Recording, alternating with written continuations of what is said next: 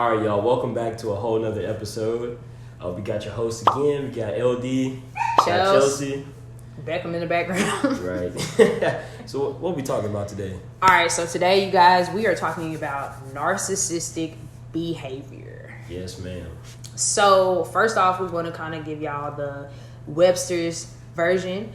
So it reads, a narcissist, which is a noun, a person who has an excessive interest in or admiration of themselves. Also, for if you want to go on WebMD or Mayo Clinic, it lists narcissistic personality disorder is found more commonly in men. The cause is unknown, but likely involves a combination of genetic and environmental factors. So I guess first thing is like, what do you think is, I guess, the main thing? Does it play in raising? Or Yeah, I know, like, me personally, I have, like, kind of like a little way I just go by. It's like, I really don't blame the way people are, as in them right now. Mm-hmm. I really, like, blame, like, the upbringing. It could be maybe it's, like, you know, trauma, or, like, maybe, like, it's a one-parent household. Really, I think, especially, like, in males, because I was telling you about this a little bit earlier, it's, like, I know it's, like, patterns and, like, type of people. Yeah. Where it's, like, if a certain, like, parent was not in the household, like, if it wasn't, like, a guy, mm-hmm. they just had their mom, then I can see how they was more, I guess, like, narcissistic, or if they can be, you know, like, in the same, you know, sex. Right. Just because they was raised by a lot of females, so they kind of pick up on those mannerisms. Makes sense. But, like, on the flip side, I can kind of see where it was just the dad, how the dad maybe could just been traumatized by the whole divorce, or how everything going on, and having that toxic, like, masculinity can still transfer over to the son. True. So I just really think it's really on, you know, parents have to be careful about what they're doing around their parents.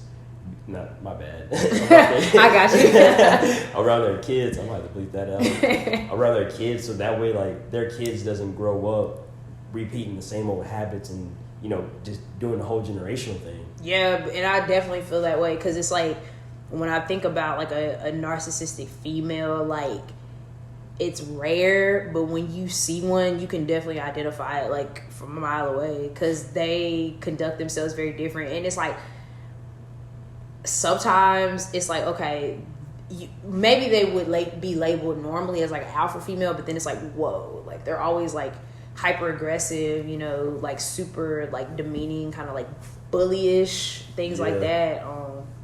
So yeah, I mean, it kind of sucks, but like you're saying, if you're not raised to treat others how you want to be treated and things like that, then that behavior definitely can start young and then ruin them for the rest of their lives, unfortunately. Yeah, I think with females, I think honestly, like, I know from, like, my perspective as, like, a guy, we will say, like, oh, maybe our ex was narcissistic, but, like, now the more I think about it, it's like, you don't really see a lot of females who are really narcissistic, like, textbook a narcissist. Right. It's a lot of females who have that female nature, or they're just, you know, that way because they're a female. They're walking on, like, a little thin line of being a narcissist. Exactly. But I really don't. Maybe toxic. I mean, say toxic. Know a lot of them. Exactly. So kind of tying that in, with the things that are going on with the whole, like, Ellen, and, like, her cancel.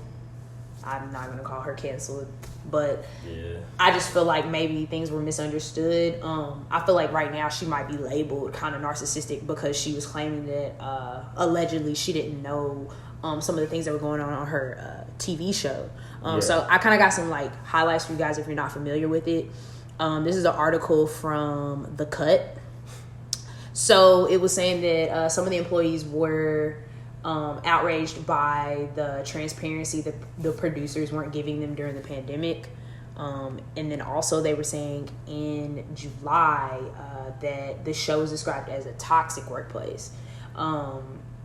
even down to like racism, fear, and intimidation. Yeah, they was also saying like how you would be penalized for like taking a medical leave or if you had gotten pregnant or something like that, Oh, they were wow. trying to fire you. It's like, dang, I'm trying to bring life into the world. It's You like gonna Zoe fire me? 101. Like, shout out to Jamie.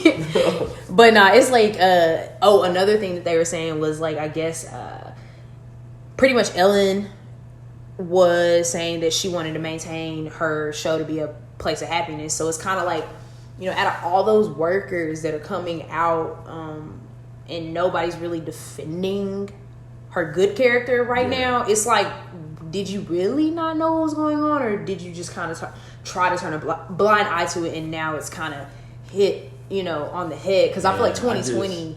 I just thought of something, but I can't say it on camera. It's like 2020 is the year of like revealing to me, so it's like, I mean, she's just getting exposed like everything else. Yeah, it's like, I heard a video on this. Shout out to the Roommate Podcast. Gotta give them credit. But they was just saying pretty much how it's like, kind of like how you said, like 2020 is kind of that year of exposing things, like the cancel culture is like, it's, yeah. And it's like, they was just saying like, your personality on camera, especially if you're a celebrity, shouldn't be different from when you're off the camera. If you're going to be nice on camera, you might as well be nice in person too. If you're going to be, mean, like on a camera, or be rude, you might as well be rude in real life, because that's exactly who you are. Because I don't know why I always like to do like dating analogies, but it's like, it's kind of like when you like meet somebody for the first time, they always put on a show for you. And it's like, you're like, oh, this person's like, yeah. Like, you thinking like, oh, they're not being, like, they're trying to be who Want you to think, be. yeah. And it's like, you start dating them, and it's like 6 months down the line, you like, bruh.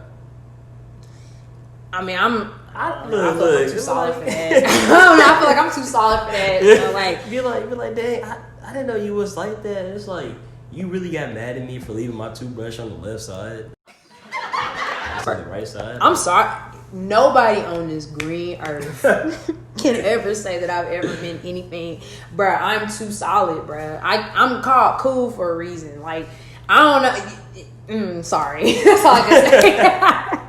Hey, I've been through it. But and another thing that I just thought about, like, because I look at the show, y'all can maybe agree or disagree. Literally comment below and let us know what you think.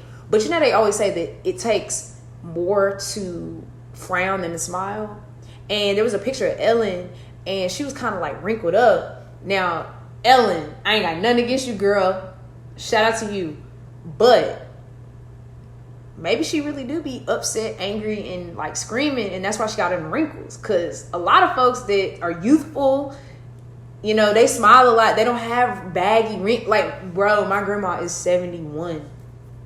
Ellen got more wrinkles than my grandma, bro. So I don't know. And I ain't gonna lie, like when they said Ellen got exposed, at first I thought they meant for something else. Oh man, I hope not. Like, I was like, jeez. I was like, what Ellen did?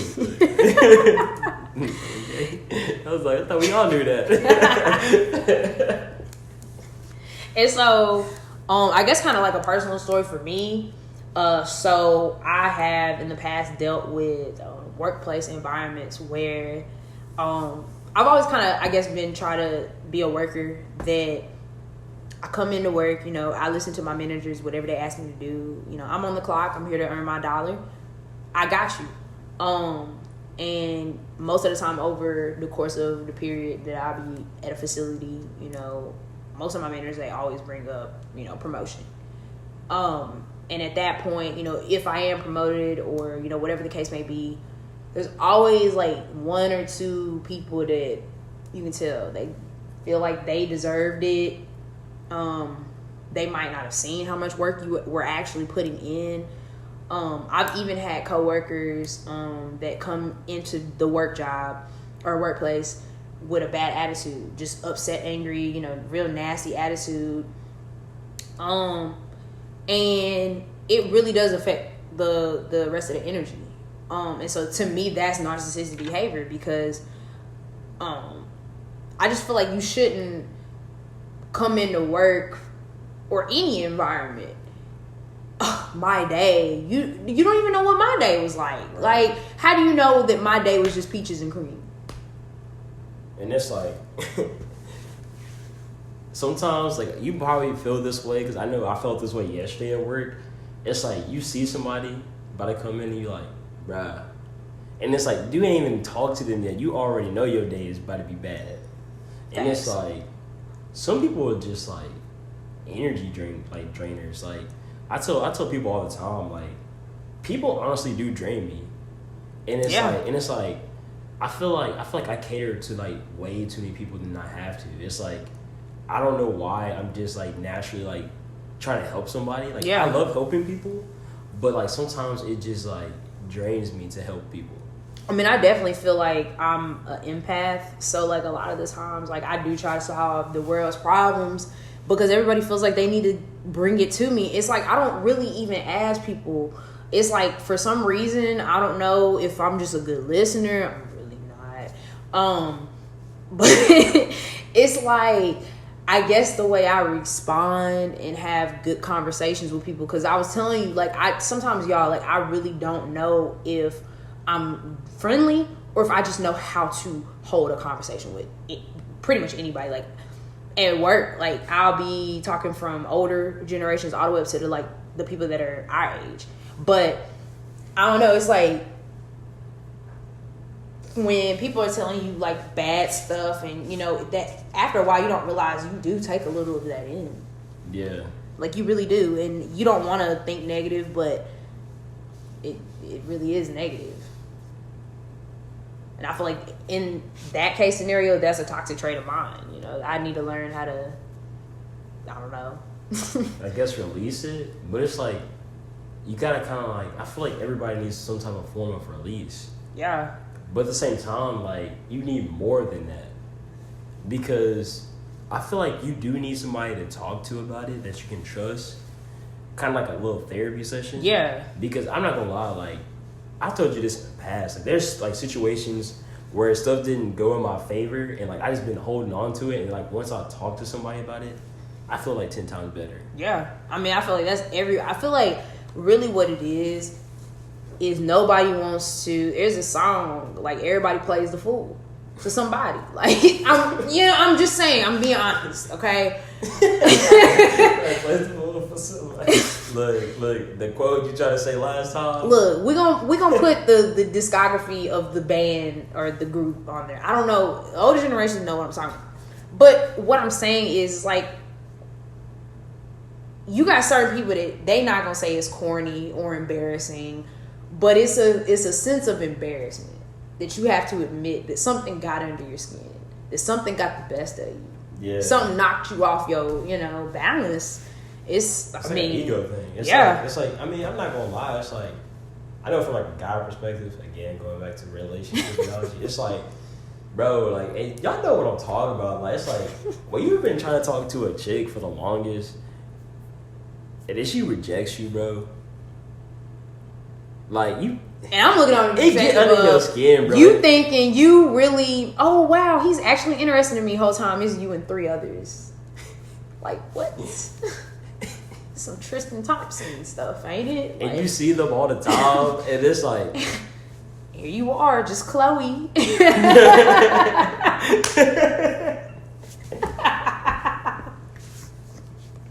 Like, how you gonna get Chloe like 6 times?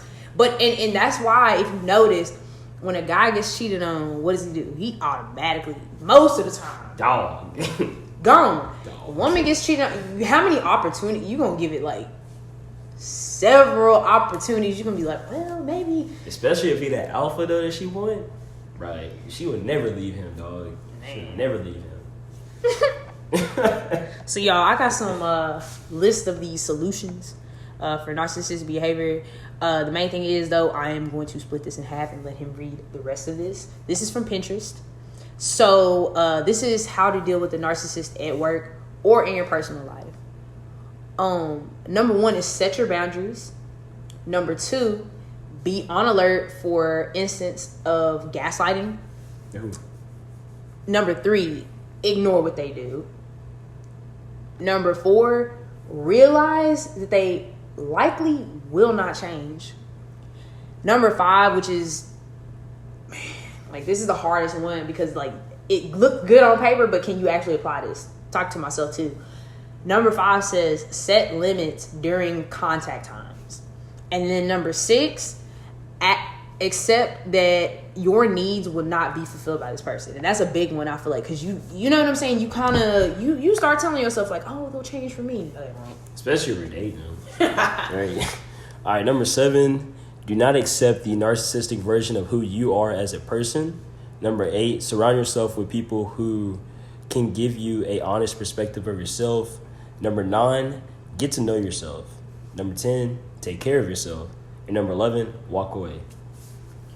And honestly, my biggest takeaway from all of that is like sometimes it brings me back to the, like, it's this sketch that they always play from one of the Medea plays. And I just remember she was like, Sonny, like, if somebody wants to leave your life, let them. Because it was like, if they walk away, like, they were never meant for you. And, like, it's real and it sucks because that's the biggest thing. I feel like that hurt your feelings. You know, that's what I feel like leads to depression. You know, just having that hurt in your heart. Like, I mean, I'm sure some people turn that into hate. But, you know, like, real genuine hurt. Like, I feel like there are so many people, they probably be in their room or wherever they at crying. And they not gonna fold in public. Like, I know me, I don't fold in public. I'm so sorry. Like, I cannot fold in public. But, like, some people that may be a narcissist, they have put everything into, okay, well, I gotta take care of me. And as I take care of them, you have to do the same. Like, better yourself, you know, journal, exercise, eat healthy, you know, whatever helps meditate, you. like, yeah, pray. Whatever you got crystals, you got sage. I don't know.